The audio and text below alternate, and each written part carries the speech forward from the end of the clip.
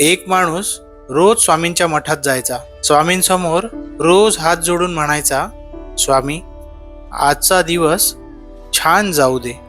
पण दिवस रोज त्याची परीक्षा घ्यायचा. कधी काम अडायचं, कधी घरात चिंता, कधी मनच हरवायचं. एक दिवस तो खूप थकला. कामावरून थेट मठात गेला. म्हणाला, स्वामी, मी खूप थकलोय. आणि तिथेच बसून मनातल्या तक्रारी सांगू लागला. तेवढ्यात पुजारी काका शांतपणे म्हणाले, स्वामी तुझं दुःख पाहत नाहीत, ते तू कसा उभा राहतोस हे पाहतात.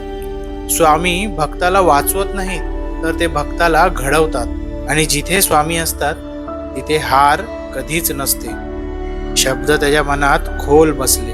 यानंतर संकट थांबली नाहीत, पण तक्रार थांबली. स्वामींवरील विश्वासामुळे तो अजूनही नीट उभा आहे. श्री स्वामी समर्थ.